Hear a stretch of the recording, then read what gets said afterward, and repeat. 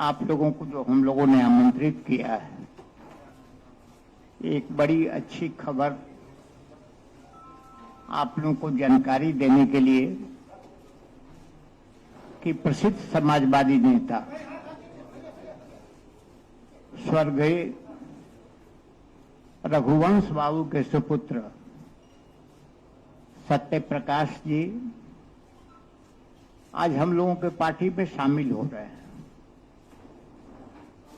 रघुवंश बाबू की स्पष्टवादिता, उनका सादा और सरल जीवन और उनका राजनीतिक चरित्र का कोई मुकाबला आज के समय में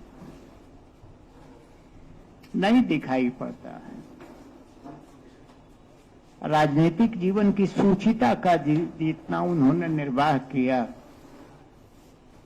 राजनीति में बहुत ही कम लोग ऐसे बचे हुए हैं। चाहे लोकसभा में उनका संवाद हो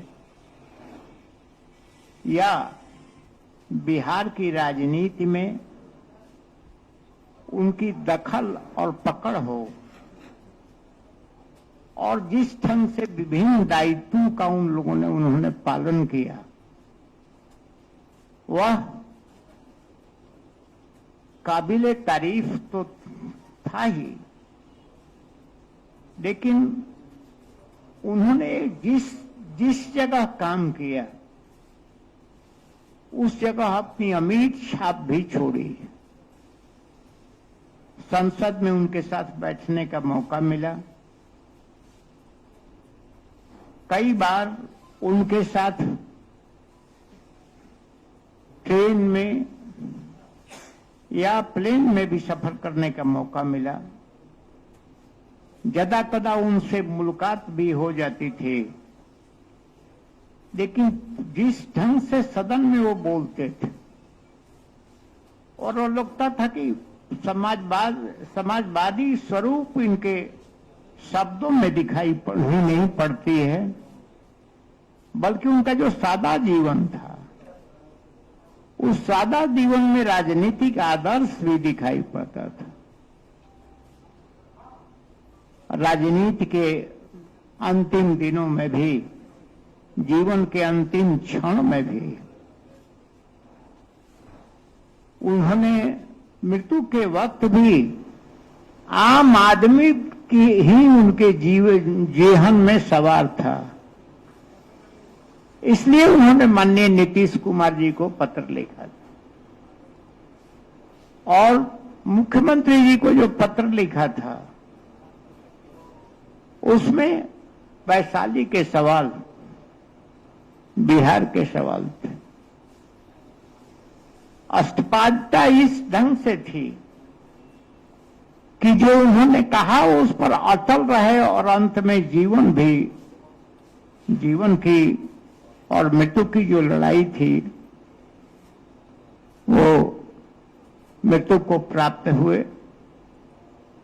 तो सत्यप्रकाश जो हम लोगों की पार्टी में आ रहे हैं, हम समझते हैं कि आप इस विरासत को अपने पिता ने जो आपको दिया है उसको ठीक से संभालेंगे।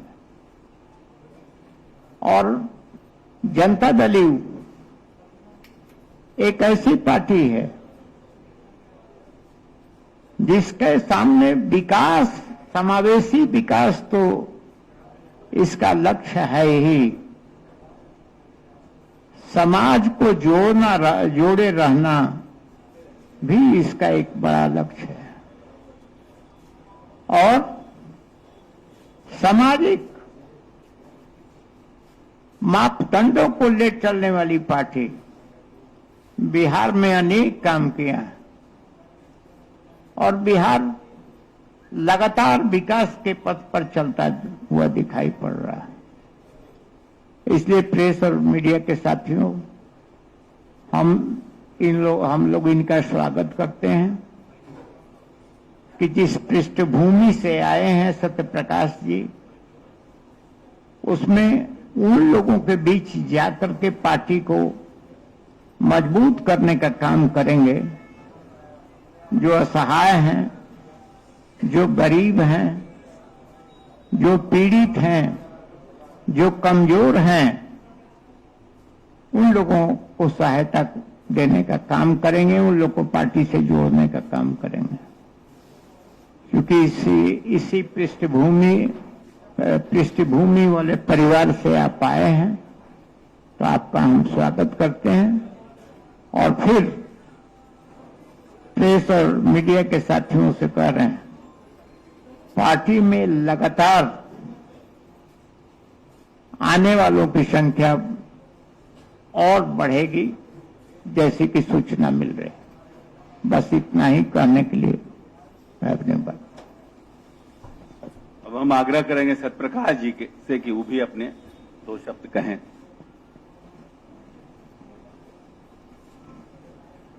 मैं बिहार के मुख्यमंत्री आदरणीय श्री नीतीश कुमार जी, वशिष्ठ बाबू, अशोक बाबू, पार्टी के अन्य नेतागण और सभी कार्यकर्ताओं का आभार प्रकट करता हूं कि मुझे आज जनता दल यूनाइटेड को ज्वाइन करने का अवसर मिल रहा है।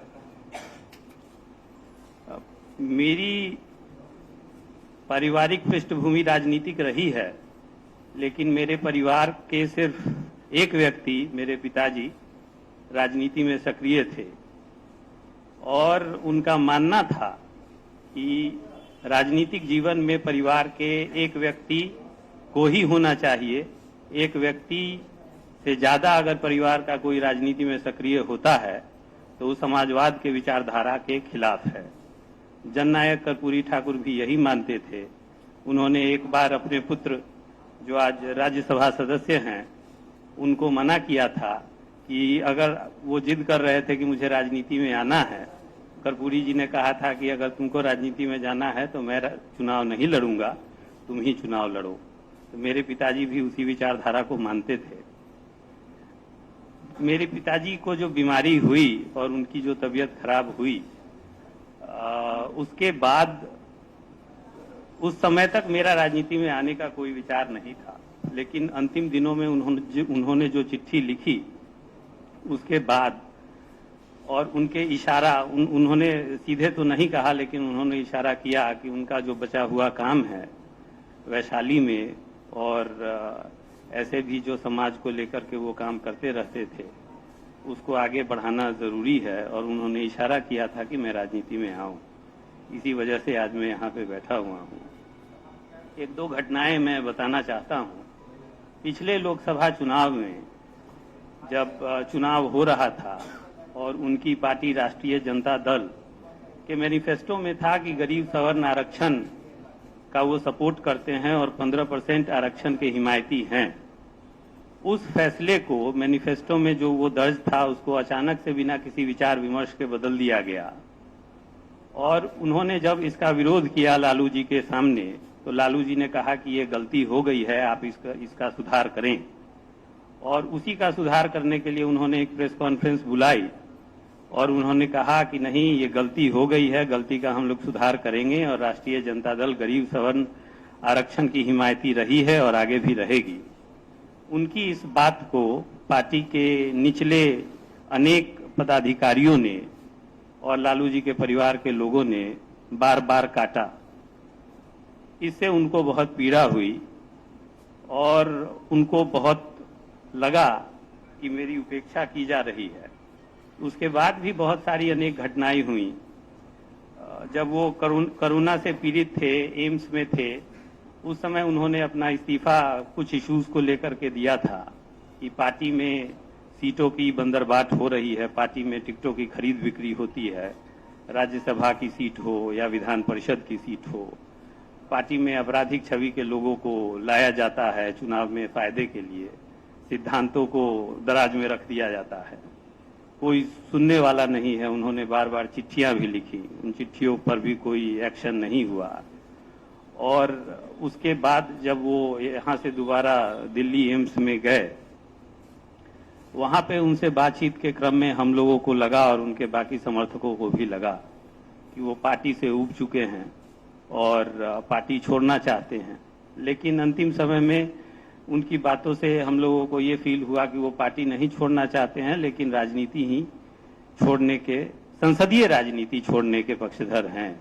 उनका कहना था कि इसके बाद मैं एक लाठी लूंगा, सिर पे गमछा बांधूंगा और प्रचार करने निकल जाऊंगा, समाज सुधार करने निकल जाऊंगा। इस तरह के उनके विचार थे। उनकी जो मृत्यु हुई वो आकस्मिक हुई। ऐसा नहीं था कि उनकी हालत बिगड़ रही थी, वो ठीक हो रहे थे और डॉक्टरों ने बोला था कि आपको अस्पताल से हम लोग छुट्टी दे देंगे 1-2 दिनों में, लेकिन लंग के फंगल इन्फेक्शन की वजह से उनकी स्थिति बिगड़ी और अचानक ही उनकी स्थिति बहुत खराब हो गई। मुझे लगता है कि उन्होंने जो वो चिट्ठियां लिखी, वो उस समय उनको ये लग गया था कि शायद अब मेरी तबीयत ठीक नहीं होगी और उसमें उन्होंने अपने सारे जो लंबित कार्य थे उन सब कार्यों को लेकर के आदरणीय मुख्यमंत्री जी को, बिहार के सिंचाई मंत्री को चिट्ठियां लिखी और मैं भारत के प्रधानमंत्री आदरणीय मोदी जी का भी आभार प्रकट करना चाहता हूं कि उन्होंने अपने कार्यक्रम को रोक करके बीच में उनको श्रद्धांजलि दी और साथ में बिहार के मुख्यमंत्री से आग्रह भी किया कि हम लोग मिलजुल करके इस कार्य को खत्म करने की पूरी कोशिश करेंगे। मेरी भी यही कोशिश रहेगी कि उनके जो बचे हुए कार्य हैं वो जनता दल यूनाइटेड में शामिल हो करके अपने पूरे तन मन धन से मैं उसको संपादित करने का कार्य करूं। धन्यवाद।